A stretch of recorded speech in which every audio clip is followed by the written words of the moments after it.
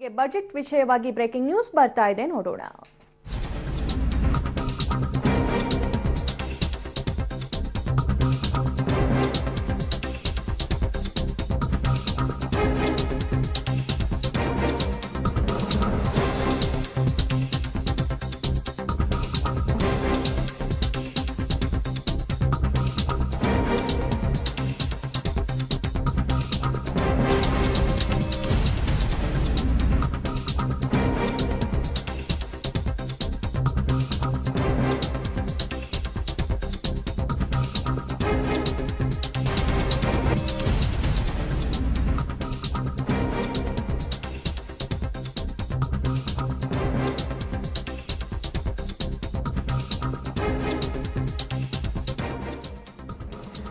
CM Kumaraswamy ಈ ಪ್ರತಿಕ್ರಿಯೆಯನ್ನ ನೀಡಿದ್ದಾರೆ. ಪ್ರಧಾನಿ ಮೋದಿಗೆ ಬಜೆಟ್ ವಿಷಯವಾಗಿ ಕುಮಾರಸ್ವಾಮಿ ಅವರು ಟಾಂಗ್ ಕೊಟ್ಟಿದ್ದಾರೆ. ಅಂದ್ರೆ ಕುಮಾರಸ್ವಾಮಿ ಅವರು ಸಾಲ ಮನ್ನಾ ಮಾಡಿದಾಗ ಲಾಲಿಪಾಪ್ ಅಂತ ಕರೆದಿದ್ರು, ಇದನ್ನ ನಾನೇನು ಬಾಂಬೆ ಮಿಠಾಯಿ ಅಂತ ಕರಿಬೇಕಾ ಅಂತ ಹೇಳಿ ಸಿಎಂ ಕುಮಾರಸ್ವಾಮಿ ಹೇಳಿದ್ದಾರೆ. ಆಗ ಪ್ರತಿ ಎಕರೆಗೆ ಕೇವಲ 200 ರೂಪಾಯಿ ಬರುತ್ತೆ ಅಷ್ಟೇ, ರೈತರಿಗೆ ಇಷ್ಟು ಸಾಕ ಅನ್ನುವಂತ ಪ್ರಶ್ನೆ ಕೂಡ ಮಾಡಿದ್ದಾರೆ ಕುಮಾರಸ್ವಾಮಿ ಅವರು. ಅಂದ್ರೆ ಈ ಬಾರಿಯ ಬಜೆಟ್ ನಲ್ಲಿ ರೈತರ ಅಕೌಂಟ್ಗೆ ನೇರವಾಗಿ 6,000 ರೂಪಾಯಿ ವಾರ್ಷಿಕವಾಗಿ ಹೋಗುತ್ತೆ, ಅದು 3 ಕಂತಿನ ಮುಖಾಂತರ.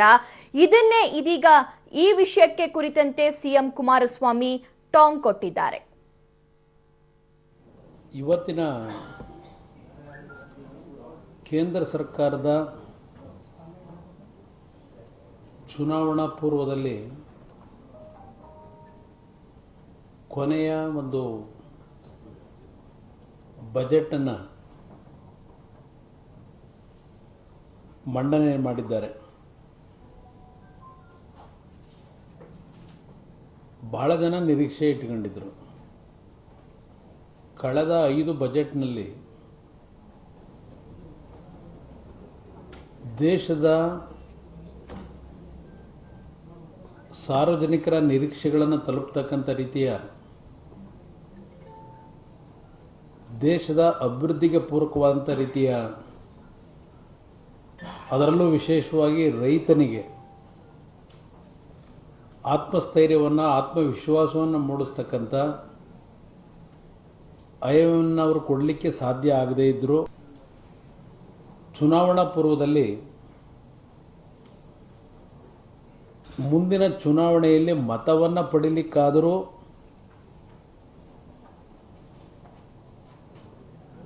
ಜನತೆಗೆ ತಾತ್ಕಾಲಿಕವಾದಂಥ ಖುಷಿಯನ್ನು ಕೊಡ್ತಕ್ಕಂಥ ಯೋಜನೆಗಳ ಬರಪೂರ್ವೇ ಬರಬಹುದು ಅಂತಕ್ಕಂಥ ನಿರೀಕ್ಷೆಗಳನ್ನು ಹೊಂದಿದ್ರು. ಆದರೆ ಇವತ್ತಿನ ಹಂಗಾಮಿ ಆರ್ಥಿಕ ಸಚಿವರ ಪರವಾಗಿ ಪಿಯೂಷ್ ಗೋಯಲ್ ಅವರು ಬಹುಶಃ ಈ ಒಂದು ಬಜೆಟ್ ಪ್ರಿಪ್ರೇಷನ್ನು ಆರ್ಥಿಕ ಇಲಾಖೆ ಅಧಿಕಾರಿಗಳು ಮಾಡಿದ್ರೋ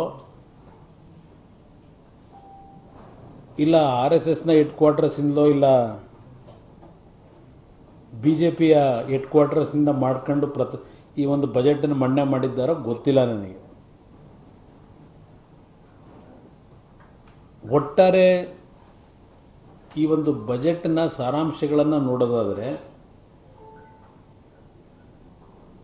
2.5 ಲಕ್ಷದವರೆಗೆ ಏನು ಆದಾಯದ ತೆರಿಗೆ ಇತ್ತು, ಈಗ 5 ಲಕ್ಷಕ್ಕೆ ಅದು ಏರಿಕೆ ಮಾಡಿರ್ತಕ್ಕಂಥದ್ದು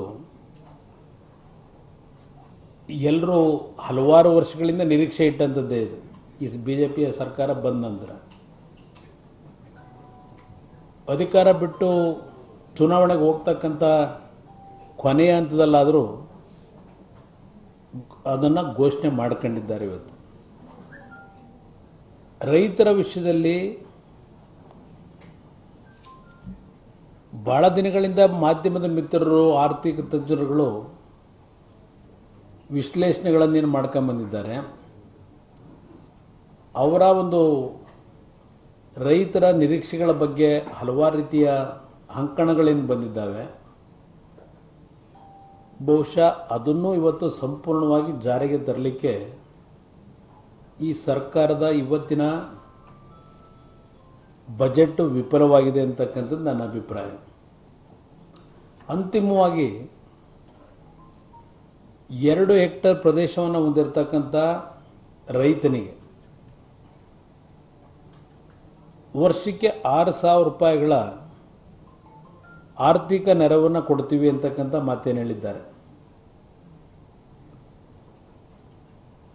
ಅಲ್ಲಿಗೆ ಎಕರೆಗೆ ಎಷ್ಟಾಯಿತು? 1,200-1,250 ರೂಪಾಯಿ ಬರುತ್ತೆ.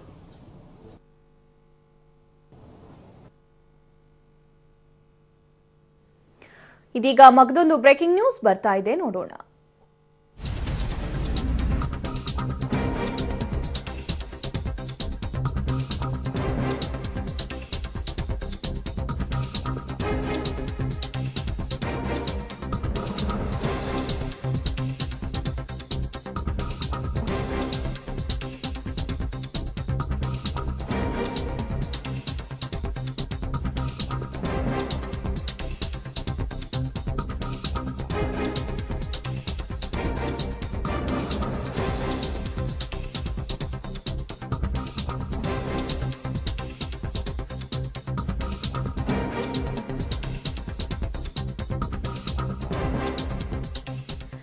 ಪ್ರಧಾನಿ ನರೇಂದ್ರ ಮೋದಿ ವಿರುದ್ಧ ರಾಹುಲ್ ಗಾಂಧಿ ವಾಗ್ದಾಳಿಯನ್ನ ನಡೆಸಿದ್ದಾರೆ.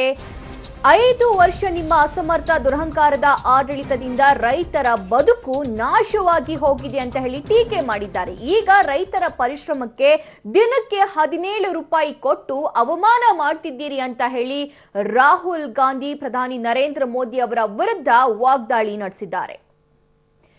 ವೀಕ್ಷಕರೇ, ವಾರ್ಷಿಕ 6,000 ರೂಪಾಯಿ 5 ಎಕರೆ ಇರುವಂತಹ ರೈತರ ಅಕೌಂಟ್ಗೆ ನೇರವಾಗಿ 3 ಕಂತುಗಳ ಮುಖಾಂತರ ಹಾಕುವಂತಹ ಪ್ರಯತ್ನವನ್ನ ಈ ಬಾರಿಯ ಬಜೆಟ್ನಲ್ಲಿ ಮಾಡಲಾಗಿದೆ. ಇದಕ್ಕೆ ಟೀಕಾ ಪ್ರಹಾರಗಳು ಹರಿದು ಬರ್ತಾ ಇದೆ. ಇವತ್ತಿನ ಕೇಂದ್ರ ಸರ್ಕಾರದ ಚುನಾವಣಾ ಪೂರ್ವದಲ್ಲಿ ಕೊನೆಯ ಒಂದು ಬಜೆಟನ್ನು ಮಂಡನೆ ಮಾಡಿದ್ದಾರೆ. ಬಹಳ ಜನ ನಿರೀಕ್ಷೆ ಇಟ್ಕೊಂಡಿದ್ರು. ಕಳೆದ 5 ಬಜೆಟ್ನಲ್ಲಿ ದೇಶದ ಸಾರ್ವಜನಿಕರ ನಿರೀಕ್ಷೆಗಳನ್ನು ತಲುಪತಕ್ಕಂಥ ರೀತಿಯ ದೇಶದ ಅಭಿವೃದ್ಧಿಗೆ ಪೂರಕವಾದಂಥ ರೀತಿಯ, ಅದರಲ್ಲೂ ವಿಶೇಷವಾಗಿ ರೈತನಿಗೆ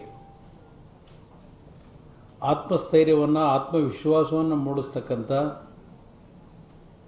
ಆಯವನ್ನು ಅವರು ಕೊಡಲಿಕ್ಕೆ ಸಾಧ್ಯ ಆಗದೇ ಇದ್ದರೂ ಚುನಾವಣಾ ಪೂರ್ವದಲ್ಲಿ ಮುಂದಿನ ಚುನಾವಣೆಯಲ್ಲಿ ಮತವನ್ನು ಪಡೀಲಿಕ್ಕಾದರೂ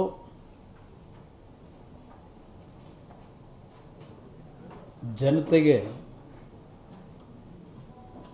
ತಾತ್ಕಾಲಿಕವಾದಂಥ ಖುಷಿಯನ್ನು ಕೊಡ್ತಕ್ಕಂಥ ಯೋಜನೆಗಳ ಬರಪೂರ್ವೇ ಬರಬಹುದು ಅಂತಕ್ಕಂಥ ನಿರೀಕ್ಷೆಗಳನ್ನು ಹೊಂದಿದ್ರು. ಆದರೆ ಇವತ್ತಿನ ಹಂಗಾಮಿ ಆರ್ಥಿಕ ಸಚಿವರ ಪರವಾಗಿ ಪಿಯೂಷ್ ಗೋಯಲ್ ಅವರು ಬಹುಶಃ ಈ ಒಂದು ಬಜೆಟ್ ಪ್ರಿಪ್ರೇಷನ್ನು ಆರ್ಥಿಕ ಇಲಾಖೆ ಅಧಿಕಾರಿಗಳು ಮಾಡಿದ್ರೋ ಇಲ್ಲ RSSನ ಹೆಡ್ ಕ್ವಾರ್ಟರ್ಸಿಂದಲೋ ಇಲ್ಲ BJPಯ ಹೆಡ್ ಕ್ವಾರ್ಟರ್ಸಿಂದ ಮಾಡ್ಕೊಂಡು ಈ ಒಂದು ಬಜೆಟನ್ನು ಮಂಡನೆ ಮಾಡಿದ್ದಾರೋ ಗೊತ್ತಿಲ್ಲ ನನಗೆ. ಒಟ್ಟಾರೆ ಈ ಒಂದು ಬಜೆಟ್ನ ಸಾರಾಂಶಗಳನ್ನು ನೋಡೋದಾದರೆ, ಒಂದು 2.5 ಲಕ್ಷದವರೆಗೆ ಏನು ಆದಾಯದ ತೆರಿಗೆ ಇತ್ತು, ಈಗ 5 ಲಕ್ಷಕ್ಕೆ ಅದು ಏರಿಕೆ ಮಾಡಿರ್ತಕ್ಕಂಥದ್ದು ಎಲ್ಲರೂ ಹಲವಾರು ವರ್ಷಗಳಿಂದ ನಿರೀಕ್ಷೆ ಇಟ್ಟಂಥದ್ದೇ. ಇದು ಈ BJPಯ ಸರ್ಕಾರ ಬಂದ ನಂತರ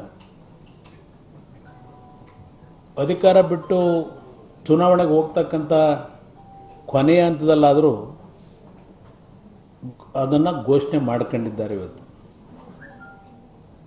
ರೈತರ ವಿಷಯದಲ್ಲಿ